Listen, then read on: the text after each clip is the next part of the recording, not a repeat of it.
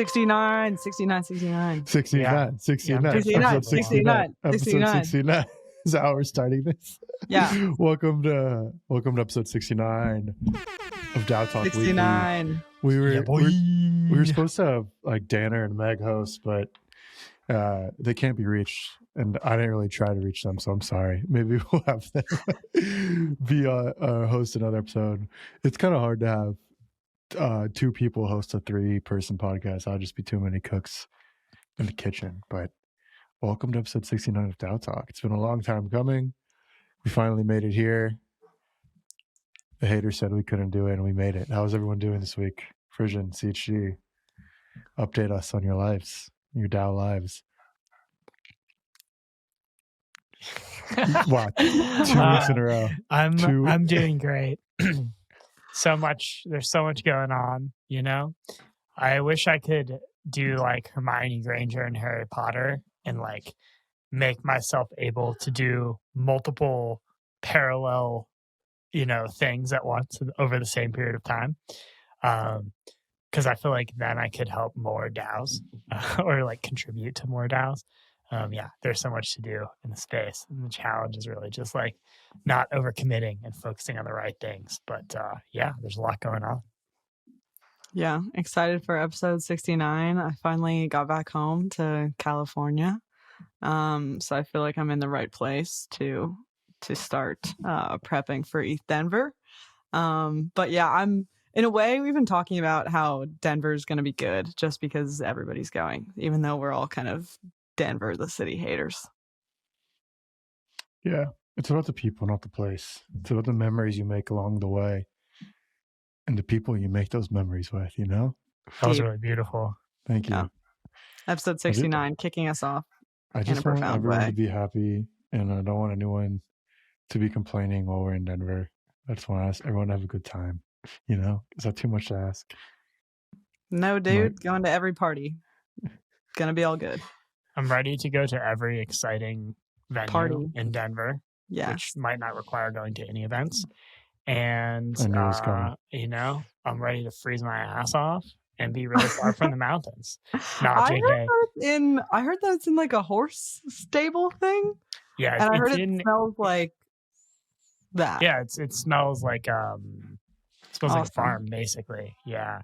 Hell yeah. Yeah, because basically, like it's basically in like a venue where I think they do like sales of livestock, cattle. Yeah, and so it's pretty lit. Good for me. It is about the people, not the place. And from what I can tell, everyone's going to be there this year. Yeah, a lot of people have been hitting me up about going, so I'm stoked for that. Yeah, we're going to have a side event for Friends of Tally and Friends of DAO Talk. So you're probably getting an invite soon if you're listening, because we know who you all are who are going to be in Denver. But if you're going to be in Denver, hit us up. We'll be having a side event, and then we're going to do a booth experience. I've been previewing it a little bit on the pod. If you're a newer listener, emphasis on the experience. Our booth is going to be extremely vibey. It's going to be a great time. The merch experience is incredible. CHG and for seen peaks and previews of the merch that we're going to be giving out. A bunch of different items for everyone. A little bit of something for everyone. We got not just your typical merch, but some things that are useful in your day-to-day life. Maybe you'll see. It's a little preview. I'll be previewing on Twitter in the coming weeks as it arrives. But Denver sucks. I'm not going to pretend like it doesn't, but it'll be fun. It's about the people who are there. We'll make it a good time. I'm excited for it. But the thing at hand is episode 69. If you haven't been following us on Twitter, please go follow. Not even for us, for you. We've been putting out clips of the pod, not only clips of like good takes and bits of information that we talk about on a week-to-week basis for those who maybe don't listen to the full episode, but our editor Ellie has been putting out like a mashup clip, about a 60-second mashup clip of the random like shit talking and weird shit that we say throughout the week. And I think something we pride ourselves on is we don't really edit the pod in terms of like, we do edit it to make it like packaged and remove some of the silences, but we rarely ever edit out like mess ups or weird things that we say. sometimes one of us goes too hard on something and maybe we have to scale it back and take it out, but that doesn't happen that often. So go check this out. If you're watching, you can see a little preview of the clip from last week's episode, from episode 68. We're adding music, adding effects, kind of taking this thing to the next level, as he said in season 3. But I want to get CHG and Frisian, your opinion on kind of the production and where we've been taking it, because you guys just show up and record, and I love you for that, because it just keeps it fresh. But what from the outside looking in, even though you're kind of on the in, what do you think of some of the new content we've been putting out, and where we want to take DAO Talk? How do you feel about it all? What do you feel DAO Talk is in the zeitgeist of crypto Twitter, of DAO Twitter?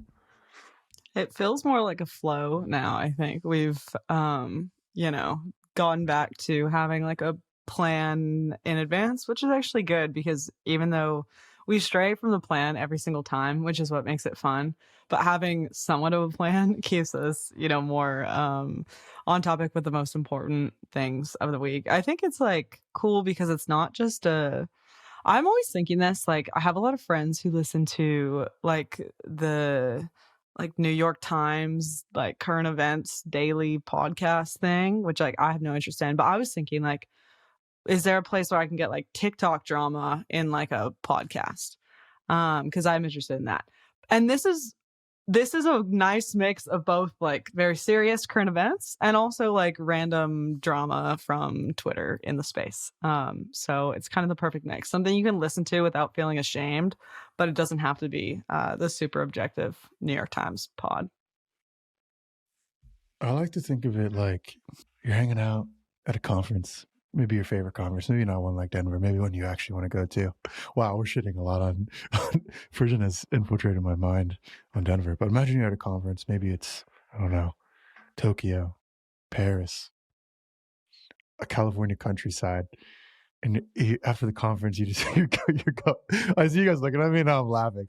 You go to maybe a bar or a restaurant after, you sit down with your favorite DAO Twitter friends you just met in real life for the first time, and you just talk shop. You talk shop about DAOs, about all the bullshit that happens in the space, about all the good stuff, what's coming, best practices, what you want to see do better.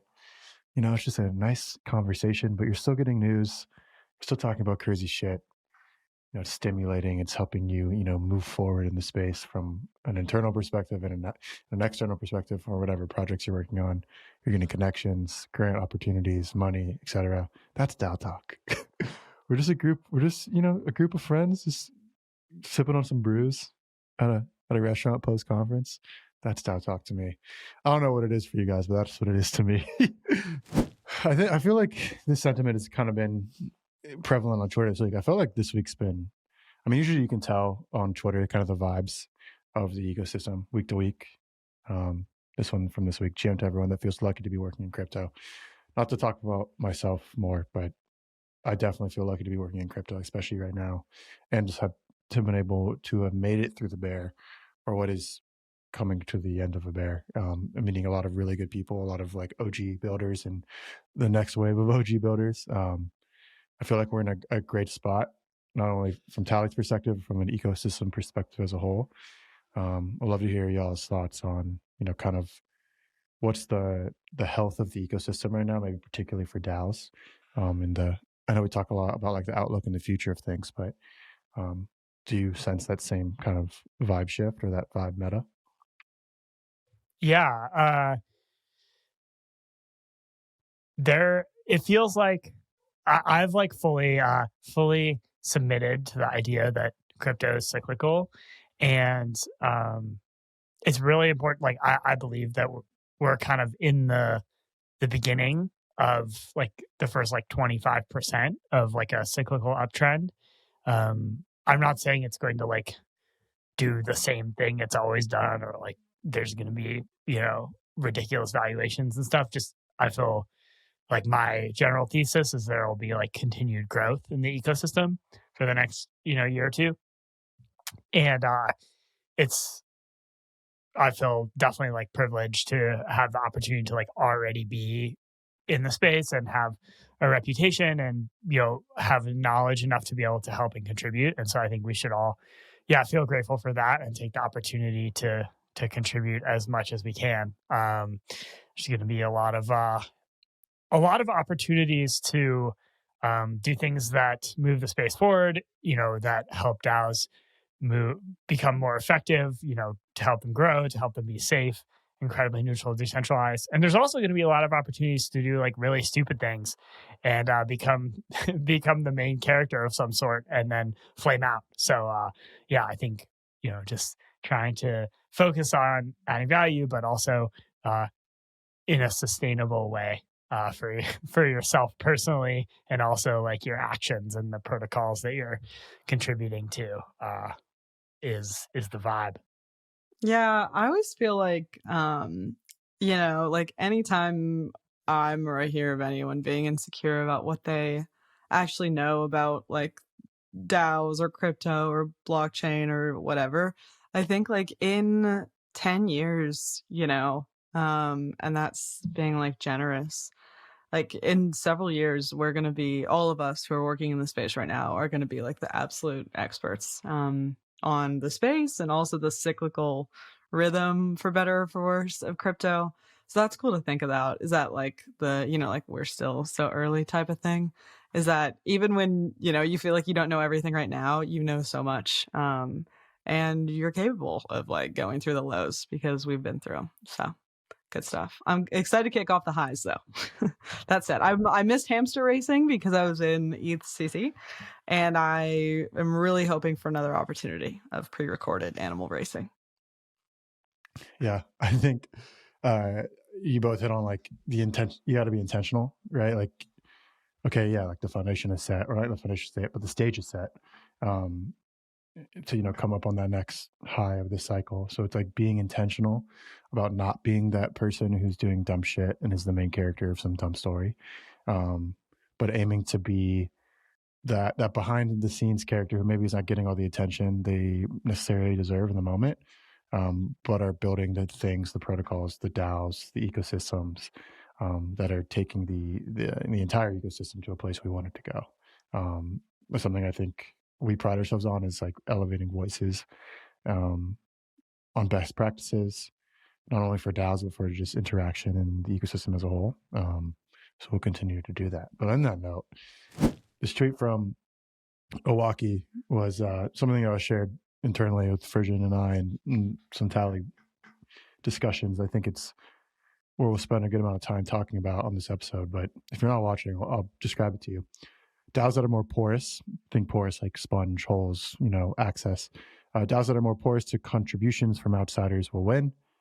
And it is a beautiful graph. I would definitely just go, maybe not graph, but graphic.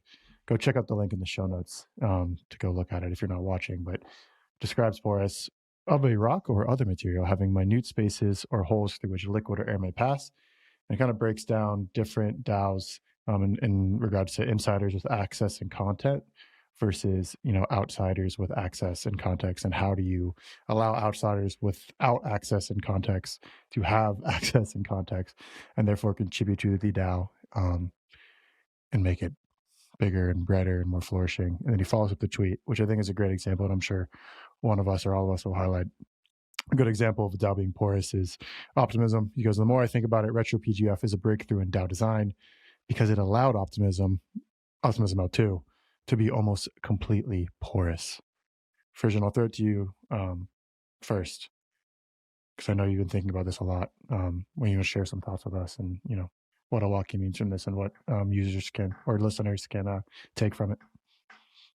Like one way to think about DAOs is as sort of like machines for attracting the right contributors and then retaining them. And like one of the unique aspects of DAOs is that it's like theoretically possible to do this in a much lower friction, lower resource, lower overhead required way than, let's say, a traditional corporation. There's a few reasons for this, but most importantly, kind of the operations of the DAO are largely open, at least DAOs that are run well.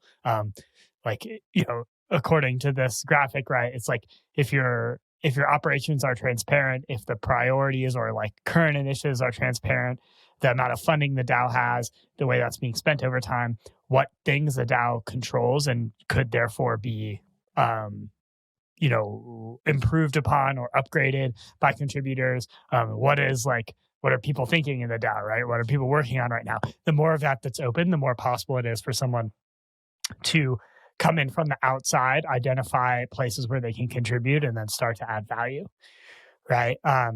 And this is sort of like the key, like one of the key innovations in my view of DAOs, and it's something that like I've seen go well in DAOs that are having success. It's also something I've seen go poorly, right? A lot of times I think DAOs sometimes attract the wrong types of contributors. And I've seen some takes from, DAO contributors who sort of interpret that, or their takeaway from that is that they actually shouldn't have been open, right? It's like, oh, we opened up the operations, but like then we got all these like non-aligned contributors or low value contributors. But I think if you were to like peel back the onion a little bit on most of those cases, it's actually because the DAO wasn't open enough. It wasn't open enough because the sort of like priorities and the amount of funding that was available and, the sort of state of things was actually unclear to outsiders. And so they weren't able to attract the right aligned contributors. And also, were sending out conflicting signals that attracted the wrong sort of contributors. So porous doesn't mean make it really easy to scam the DAO. It means make it really clear what like the high context aligned contributors and initiatives are, so that people can kind of replicate that in the DAO.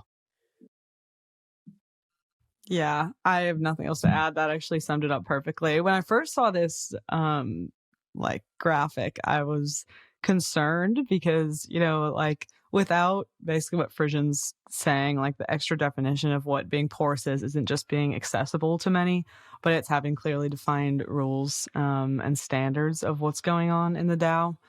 And I used to work at Index Coop, which was extremely porous. And it was also just like a hotbed for grifters. So there's definitely a certain thing you want to hit with this, which is clearly defined happenings in the DAO that do attract, I think, like that are open to a wide variety of people is sort of the perfect way. I agree. Yeah, I think it is a breakthrough, but obviously there's going to be growing pains, right? Like there's definitely some controversy around retro PGF distribution of funds, like people who maybe shouldn't have gotten funds or should have gotten more, etc. But I think this is a move in the right direction. Definitely something we'll keep an eye on. Speaking of L2s and arbitrum, it's not arbitrum, but it is arbitrum, but Frisians, and I think is a great person to talk to us about, as he's pretty involved in arbitrum. There's a proposal from treasureDAO this week to move from arbitrum to optimism. There's been a pretty good response from the arbitrum community, kind of as a wake up call. This is a pretty long tweet. I'm not going to read it all. We'll get the gist of it. And you can. I'll link it in the show notes if you want to read it, from Average Joe's Crypto. Basically, as a wake up call for arbitrum, treasureDAO being, I think, the largest delegate on arbitrum or for arbitrum, and also like the largest gaming platform on arbitrum, kind of as a wake up call that one of their biggest players would want to leave the chain and go to Optimism Superchain. This tweet is a great kind of call to action for arbitrum to use their treasury. Kind of breaks down how much ARB is actually in the treasury, just under $4 billion, 3.52 billion ARB. That's like a 300-year run rate based on the rate at which they've spent this year. It kind of talks about how the L2 wars aren't going to be won in 200 years, but in the next 2 years. I don't know if I agree with that. I don't have enough context to like give a solid take on this. But Frisian, what are you seeing from like the arbitrum ecosystem in response to this, and what is your take on this in regard to like what should arbitrum strategy be? Maybe not just arbitrum, but other L2s or other big players in the DAO ecosystem if something like this happens. Yeah, I think something I've shared a few times think on this podcast is the idea that the application layer is going to be the center of power in crypto going forward. That's, deliberately like kind of an extreme take, but I think if you look at the ecosystem today, there's a lot of infrastructure. Some of that infrastructure is higher quality than others, but there is a lot of it. And what there aren't a lot of is applications that people want to use and do use, really, is like the right way to put that. And so, applications that are successful are currently being aggressively competed over by the infrastructure layer. And so that's what we're seeing here. TreasureDAO is like a popular gaming ecosystem and platform that is on Arbitrum and has like grown from being small kind of along with Arbitrum from near to the beginning of Arbitrum mainnet. And they are building their own chain, and all the rollups and L2s and app chains are competing over whether TreasureDAO will build on their chain. I think the default path with TreasureDAO is to sort of build on Arbitrum. I'll go ahead and say I would be surprised and probably not super enthused if they actually strayed from that path. They're very entrenched in Arbitrum. That doesn't mean they have to stay, but they are very entrenched. Like they're airdropped, I think, 8 million ARB tokens in the airdrop. They have a huge amount of delegation power in the Arbitrum DAO. They've built a community that supported them in Arbitrum. There's a lot of effort that's been put in from a bunch of different players in the Arbitrum ecosystem to help them be successful and grow.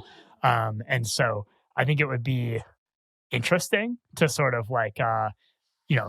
shift chains at this point. It would be one thing if they were sort of not happy, with this level of success they're having in Arbitrum, which, one thing they have pointed out is there could be more support from the DAO for gaming, which I think is a valid concern in the sense that there haven't been any gaming specific initiatives yet that have happened in the DAO, although there are multiple that are actively being developed as we speak.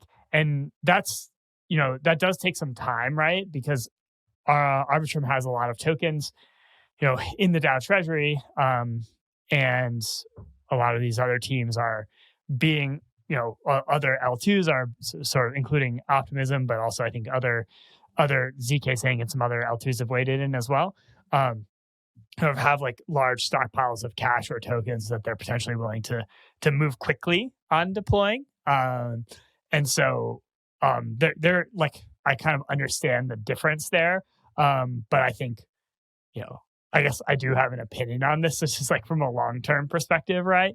I don't think it would be a super wise move for them to bail on their current ecosystem and try to move everyone, somewhere else, for maybe kind of the promise of short-term, maybe, or immediate support that they weren't getting exactly that in this exact moment, right? From Arbitrum. But we'll see. That's the thing. It's they don't it's up to TreasureDAO, right? Do they want to be on Arbitrum or do they want to move to one of these other ecosystems? At the end of the day, it's up to them, and they have a lot of power right now because there just aren't that many apps, right? That people actually use, and so it'll be interesting to see how this plays out, and ultimately what the ramifications of it will be in terms of the way that blockchain and roll-up ecosystems approach competing over attracting builders. Super interesting news story to hit the tape this week. What is their main issue with wanting? Why do they want to leave? I think it's more that it's less that they're actively wanting to leave an Arbitrum and more that other chains are coming to them and trying to attract them to their ecosystem with, their own kind of pitches. Interesting. What's your take on Arbitrum having such a massive war chest? And do you think it's more of a just, it's still getting its footing and figuring out how to distribute funds and how they want to distribute funds? Or is it just an actual reluctance to spend? Yeah, those go hand in hand. normally I'm not super aggressively opinionated on like DAO related matters in Arbitrum. But I will take a stand on this one. So I think saying the Arbitrum DAO is unwilling to spend is kind of wild when you look at how much it's actually spent and is in the process of spending in less than a year, right? You're looking at like $50 to $100 million already, of budget in less than 1 year, with more coming, investing in incentives, investing in grants programs, and more. And I think, is that a right amount? Should the DAO be more aggressive? Are spending on the right things? Those are like valid questions. The overall meme of like the DAO can invest in growth is wild and just like untrue. I do think having sort of a gaming program established in the Arbitrum DAO is important, and that's something I will be supporting as a delegate, because that's something that is not in play yet. But I think it's just like, I mean, if you're arbiter, if you're treasurer, like, why wouldn't you take the opportunity of having competition over you to encourage the DAO to invest in gaming, right? Like, and I'm not even saying that in like I get it, you know what I mean? Like, it makes sense from their perspective, right? So I think it's more along that lines than sort of, I don't know. I'm not going to speak for treasurer, the Carell's shared thoughts that you can check out, but like, I don't know. All I'll say is I personally am a delegate and confident in the fact that the DAO will invest in gaming, right? They might just not, be able to just throw around huge promises like right now in the same way that like a centralized organization could. It's also worth noting that Arbitrum does have some of those centralized organizations that can move faster, that do have funds. Off-chain Labs, I think, has been very involved in trying to help treasureDAO and is probably ramping that up even more. And then the Arbitrum Foundation, right, in collaboration with Off-chain Labs, but also like they have a significant budget to deploy. That this kind of thing would certainly be in the remit. So yeah, we'll see how things evolve going forward. Yeah. I like how you kind of just like not debunked, but kind of broke down the meme. I feel like myself included, like I've fallen victim to seeing that meme of like, oh, Arbitrum doesn't spend, like they're, but they do. I think it's just, when it's zero sum, or the way it's presented as zero sum, like optimism versus Arbitrum.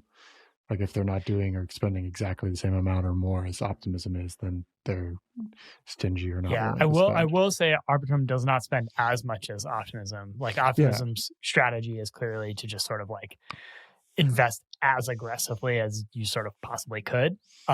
Which maybe that might be like the right approach. They if you look at like metrics of sort of spend, like you can see on Token Terminal, like spend over revenue, right? Like optimism is spending at sort of like a incredible rate.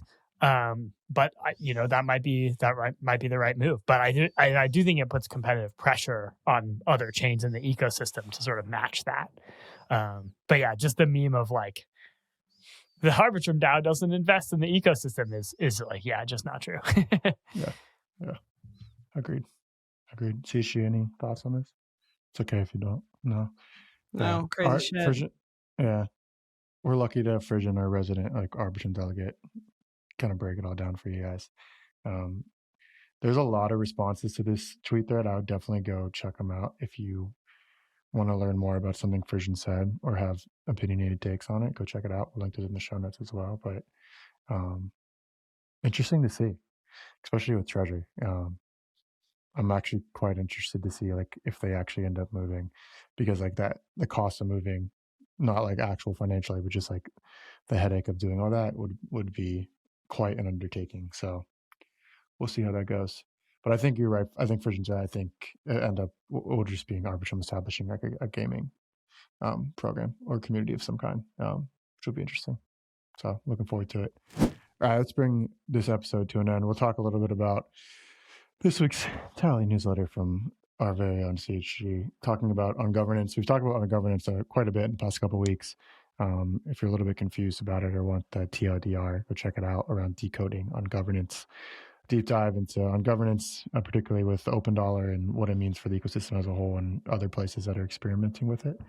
The delegation activities heating up with Open Dollar, and some, I think High just launched their website. Who's going to be another project that uses ungovernance. So go check that out. Check out the Tally newsletter. Get all your on-chain proposal updates.